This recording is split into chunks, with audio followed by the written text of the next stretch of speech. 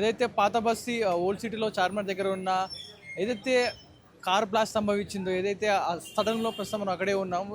So car మనం చూస్తూ ఉన్నాం విజువల్స్లో. ఏదైతే కార్ బ్లాస్ట్ సంబంధించిన విషయం ఏదైతే ఉందో, ఈ బిల్డింగ్ పేలి ఏదైతే బిల్డింగ్లో సంభవించిన ఏదైతే ఎలక్ట్రానిక్ పార్ట్ సంభవించిన బ్లాస్ట్ ఏదైతే ఉందో దాని తాకిడికి ఈ కారు పేలిందా, లేకపోతే ఈ కారు బ్లాస్ట్ వల్లే లోపల బిల్డింగ్ పేలిందా అనే దానిపై ఇంకా దర్యాప్తు అయితే చేస్తూ ఉన్నాం. ప్రస్తుతం క్లూస్ టీమ్ అయితే ఆధార్ సేకరించడానికి అయితే ఇక్కడ రావడం జరిగింది. ప్రస్తుతం మనం షాలిబండ దగ్గర ఉన్న ఈ ఫైర్ యాక్సిడెంట్ ఏదైతే అయిందో దీనిపై పోలీసులు ముమ్మరంగా దర్యాప్తు చేస్తూ ఉన్నారు. ప్రస్తుతం ఇప్పుడే క్లూస్ టీమ్ ఇక్కడికి వచ్చి ఆధారాలు అయితే సేకరించడానికి సిద్ధంగా ఉన్నారు. ప్రతి ఒక్కరు కూడా క్లూస్ టీమ్ మనం విజువల్ చూస్తున్నాం. క్లూస్ టీమ్ అయితే ఇక్కడికి రావడం జరిగింది.